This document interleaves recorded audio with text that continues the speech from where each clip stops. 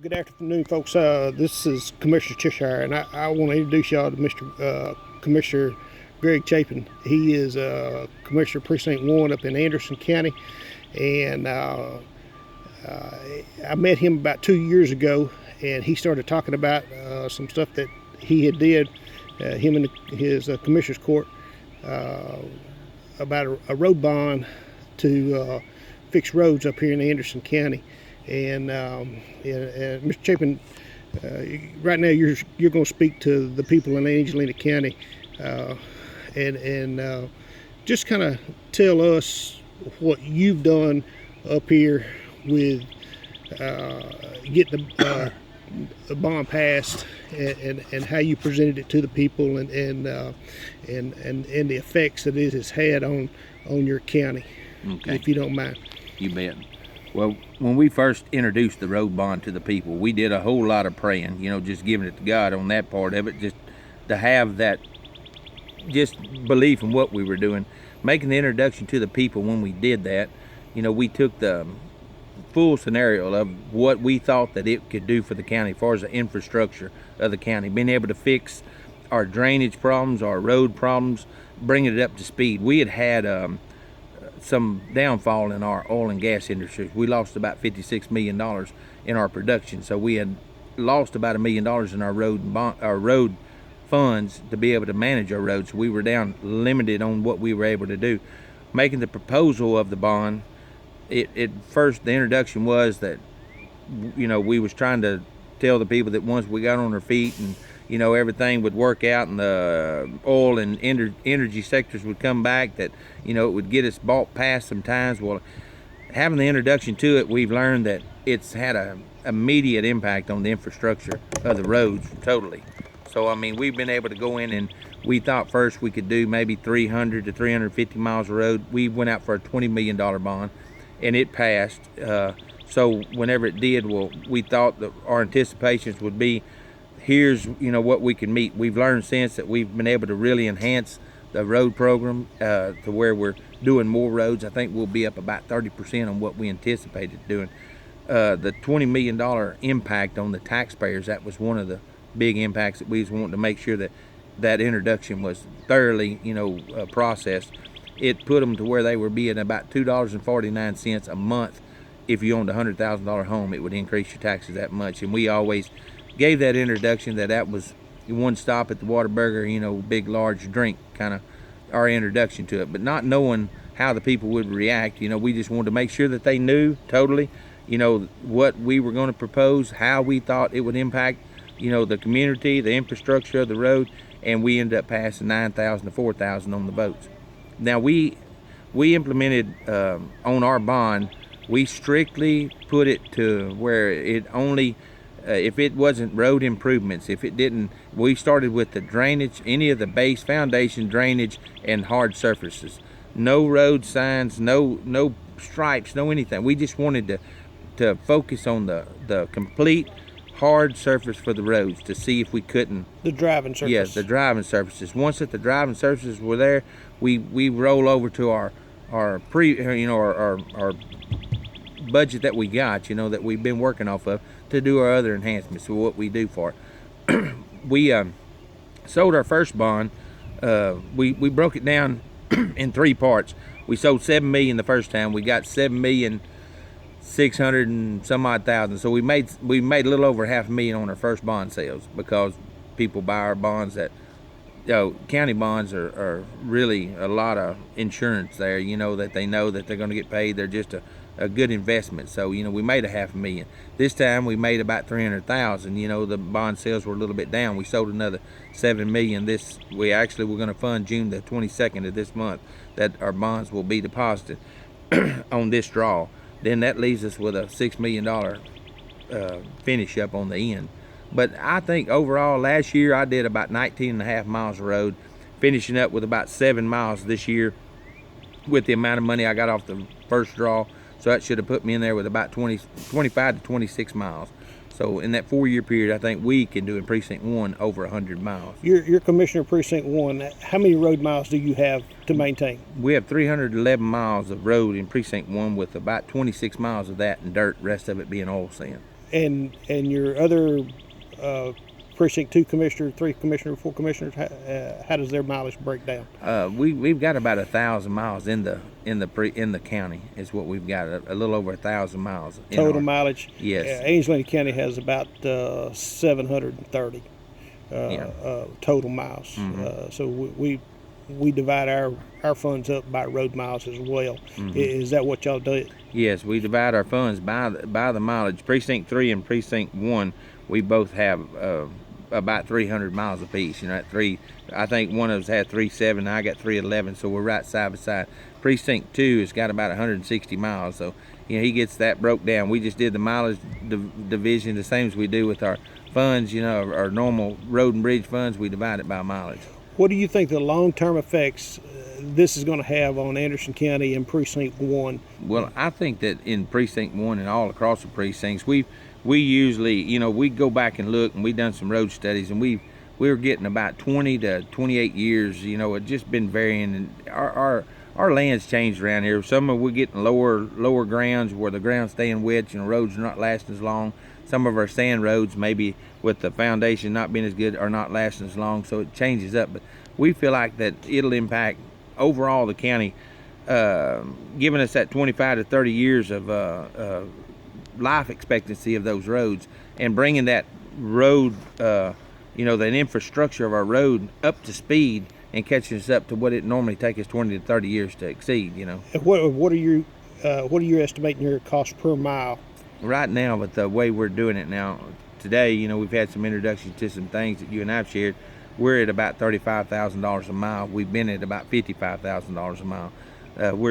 That's significant savings. Yes, and that was our focus. Mainly, like I said, I'm real big in this whole opportunity as a bond. I think it's totally up to the people.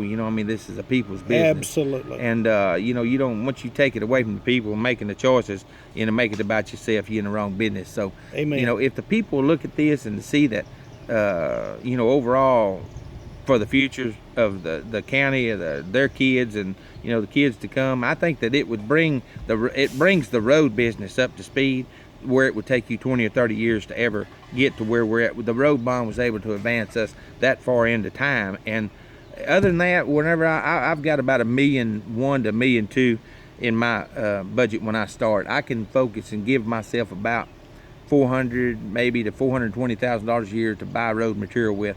And at $55,000 a mile, what we've been laying roads for, I can do 6 to 7 miles squeezing on some of that. If I kind of cut corners here and there, I got 311 miles, so I can pick anybody out of my community and say, pick my roads. Well, because I'd like for you to be responsible for the other 307 miles of people that are going to be mad at you and be, just because you didn't come do theirs. You're speaking the exact problem that Precinct 4 in East Lane County that I address, and the other 3 commissioners have as well. And that's one reason I'm sitting down talking to you and trying to get some input, because you have some insight and experience into what with the precincts, a lot of people don't realize what sacrifices that the commissioners make. They think that, I'm not preaching to the constituents to, on the defense of the commissioners court, but the commissioner's court responsibility to the budget that we've got is to make sure that all of the entities have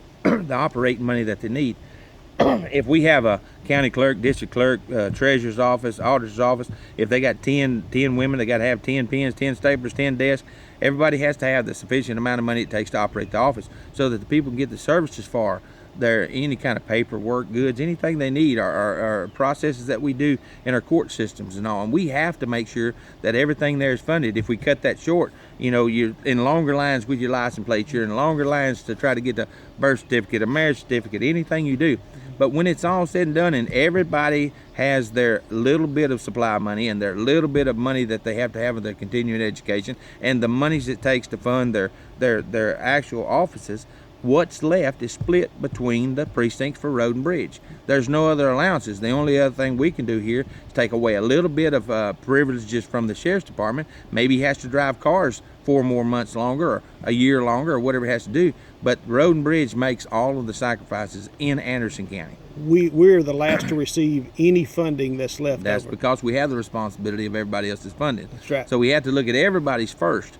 So then with this bond, it was able to just immediately address just road and bridges, immediate needs, and it focused on nothing else. So, but it was at the sacrifice of the people. The people gave us the blessing. We passed it 9,000 to 4,000. The majority of the people spoke. We had the opportunity now. We have to perform, and I think that overall, Anderson County, I'm satisfied with the 4 precincts. We've got a different approach. All of us are a little different in our minds.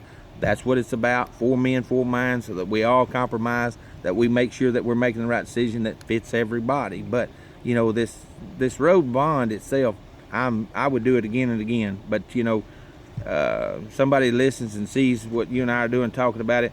Some are going to agree, some are not going to agree, and it's the same with. It's just Commissioner Chapin, I'm going to ask you a very personal question relating to this, and this is, I've gotten to know you over the past 24 months, and I know the answer, but I want you to tell, in your words, just how much time did you spend in prayer before you took this to the voters? It's basically, it's like anything, when the Lord calls you, it's something that just eats on you, works on you. We spent weeks, the other commissioners and I, we have a really good bond and a good relationship with the Lord. And we prayed about it quite a bit, because I wanted everything. I wanted all the negativity. I wanted all the positivity. I wanted everything to come together and the Lord just to express to me. And I never experienced any negative vibes or feelings as far as my convictions go. As far as to not do this. I felt so confident that the Lord told me, and a lot of people that be watching this don't understand it, but God told me, give it to the people. This Amen. is mine, give it to the people, and I won Amen. this election on 44 votes, beat a man that been there 20 years, and, couldn't raise my arms to celebrate just because God held me down, because he knew had I won by 1,000 votes, I'd have strutted like a peacock and say, look here, look what I'd done, Right. He made to keep me in my place. So God can humble us. Yes, sir. And my preacher and I, we get a visit a lot, and he said, you and I are a lot alike. We're really not, because, I preach to a different choir than he does. A lot of the people that are in my business don't want to hear the word of God of any kind. He don't even want it to be mentioned. Everybody walks into churches and they're saying, give it to me, preacher, give it to me, What has God got for me today? So, it's really hard in this business to be bold, to stand up, to express that, but to give it to God, give God the glory on everything, all the decisions. But we spent, several days in prayer. We talked about it, we prayed about it, we prayed together. And I don't know how your courts do or what you do, but we have that relationship. Here, whenever we start focusing on something, we have to be careful, because, there's laws and stuff that, Sure. Prohibits us to making decisions together, Sure. But as individuals, that's where I think we took it, and I think to God be the glory that it passed. You know what I'm saying? Sure. This is part of His plan of what we doing. So, Okay. and I want the people to, to go to the Lord in prayer and think about what they do on all their decisions. Whether if it affects their county or their families. Would you have anything to say to the people in Anderson County about, how 10 years from now, what you want them to see, and how it's affected them? Yeah, I guess one thing I'd like to tell them is, I thank you for the privilege and opportunity to be able to serve. That's one thing. And then to giving us this opportunity to be able to perform is a big thing. It was a little discouraging those first 3 years that I was in office, that before we started on this bond issue, that we were so limited, so to not be able to express myself fully and be able to do the things I know I could do, and not to be able to hold me down and to give us the funds it takes to operate. Mm-hmm. I say thank you to Anderson County.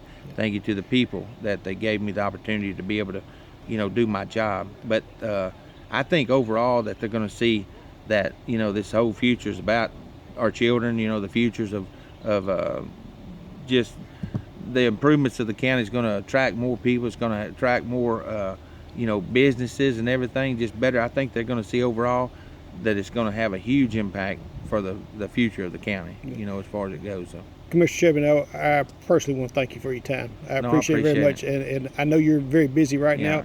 I've come out here and watched the work that y'all been doing for part of the morning. And it's been an honor and You privilege, bet. and also it's an honor and privilege to know you. Yeah, well, you bet. Well, I just anybody that you like I said, if you got anybody that's got some concerns over there, I don't want this to come across as a sales approach. You know, by no Nope. means to these people that I'm talking to. I just want them to know for sure that my doors are open. Or phone, you can give them my number. They can call me. They can come out and watch or come drive through some of our roads and see, you know, what we're doing. And you know, because I think their voice is very important. That they need to go to commissioner's court. They need to express themselves. Commissioners do have the final say, but I think they should listen to their constituents. So, you know, I want to thank your public as well. You know that y'all allowed me to you know share my feelings with y'all. And like I said, good luck with everything. And if y'all have this introduction, I just hope that you really consider to take it to the Lord in prayer and think about it. And well, we're at the stage of we're looking at every option. Well, you need to have some, have Economic some town development. meetings. That's right.